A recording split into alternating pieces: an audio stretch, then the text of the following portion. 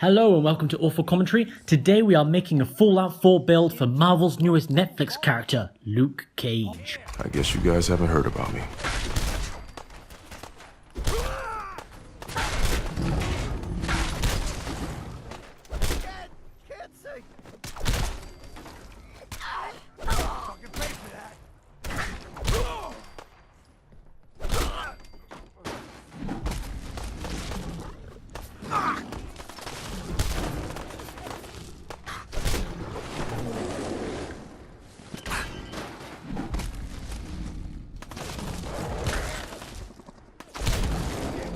So looking at our specials, you can see that we've gone for a pretty uncompromising build. If we don't think that a stat is necessary, then it ain't there. The strength of 10 is pretty self-explanatory. If you're playing Fallout 4 as Luke Cage, you've got no choice but to punch everyone and everything. And 10 is as close to super strength as you're going to get for level 1. Remember, the Luke superhero name is Power Man, so if it has power in the title, you want to wear it and you want to use it. So power armor mixed with 7 endurance means that while you might not be invincible, you're as close to bulletproof as you're ever going to get. And with that adamantium perk, well, I'll let Luke say it himself. I'm unbreakable.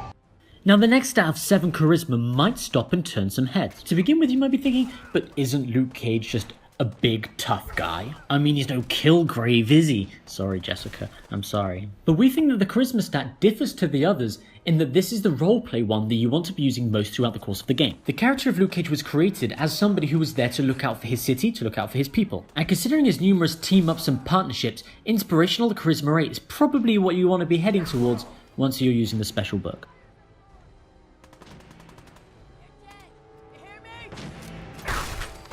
So for Luke Cage's main perks, we're looking at Iron Fist, Local Leader, Inspirational, Rooted, and Adamantium Skeleton. So we're going for Rooted as our main offensive perk typing, as we're not using weapons. We're going to be using our fists, just like Luke Cage. We're going for Local Leader and Inspirational for the reasons that Dom mentioned earlier, in the fact that Luke Cage does like to look out for the people that he's around. He's kind of a bit of a man of the people, so that's why we're going for Local Leader and Inspirational.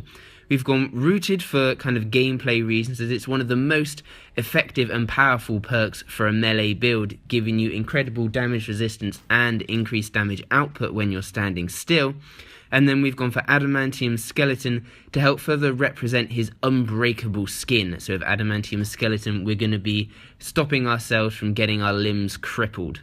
And to accompany this, as we're leveling up to level 20, we're also going to be taking Pain Train, Lady Killer, and Toughness.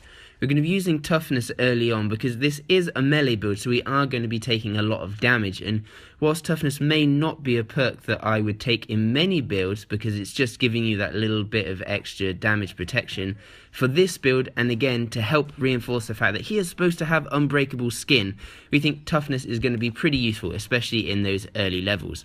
And Pain Train is there because we've got 10 strength, so it would seem a bit stupid not to take advantage of the level 10 perk. And we're going to be using power armor, so if we can run into guys and knock them down, then why not do that? And then Lady Killer is our last additional perk, because Luke Cage can be a pretty smooth talker when he wants to be. We have also included upgrading agility or luck, as you might be able to see on our perk roadmap on the side of the screen. We're going to leave this one up to you, as we feel that both are viable in the game. You can either focus on upgrading his agility as you play through the game past level 20, and work towards perks such as Blitz, and use a more VATS-based build, because we realise at the moment that he's not going to have many action points given his 1 agility, but we're probably not going to be using VATS. So if you want to change that around and turn it into a VATS build, then focus on upgrading those agility specials. Or if you'd prefer to go a luck-based build, then you can work towards taking perks such as Bloody Mess, and then the standard 4-leaf clovers, and just the incredibly overpowered luck perks. Beyond level 20, aside from upgrading agility and luck as we just said, you might want to look at investing into armor and possibly science. These would be for upgrading that power armor as you're going throughout the game. Now I say science because that possibly wouldn't really be an accurate roleplay, but if you wanted to take advantage of some of the higher level upgrades for the headpieces on the power armor, then this is something that you could possibly do if you wanted to. For when you're not wearing your power armor, we would recommend using the Atom Cat's jacket and jeans and going with the power fist that you've seen in some of the gameplay. The Atom Cat's jacket and jeans kind of represents a bit more of the look that we've seen Luke Cage in the TV shows, as there's not really his traditional yellow and black Power Man outfit. I'm about sick of always having to buy new clothes. And the Atom Cat's jacket and jeans actually offer you +2 luck, which would be incredibly useful if you are deciding to go for a more luck-based build.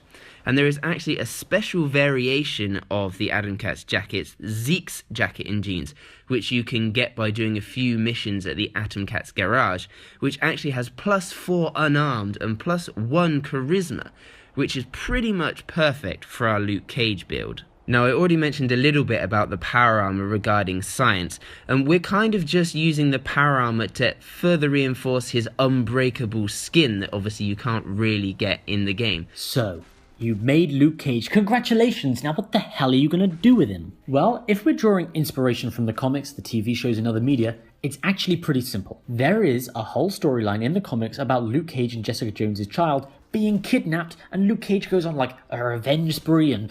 oh wait, that sounds familiar. That's the plot to Fallout 4. But recovering Danielle/Sean isn't really that simple. Who are you going to side with towards the end of the game? And what are you going to do after? We think there are multiple answers to this, but if we were playing through Luke Cage, this is what we would do. Given that Power Man is a symbol for civil rights and equality, it stands to reason that he would probably side with the railroad. With that being said, don't ignore the Minutemen either. Rebuilding his home is going to be a real priority for this character, but injustice has to come first. And if you're looking for extra things to do, Luke Cage began his career as a hero for hire, so go get those bounty boards, go get those wanted missions, and bring in some extra caps. So finally, to wrap up our build, these are the bobbleheads that we would recommend you get to help give your character that little bit of an extra edge. So as you might be able to tell here, we're atop of the Corvega factory going to get the repair bobblehead, and that permanently makes your fusion cores last 10% longer, which is going to be pretty essential for our build as we are using power armor all the time, and you can get it very early on in the game. There are also 2 other bobbleheads that we would specifically recommend, and they are the Strength bobblehead, which is near the top of the Mass Fusion building just outside of Goodneighbor, and also the Unarmed bobblehead, which is actually at the Atom Cat's garage, the same location where we got our jacket and jeans from.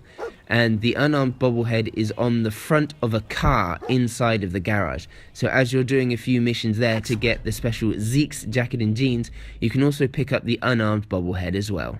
So what do you guys think of our Luke Cage build? Is there something that we missed? Is there something that you would add? Are there other characters that you want to see? Let us know in the comments below. Thank you for joining us in Awful Commentary, and we hope to see you again soon.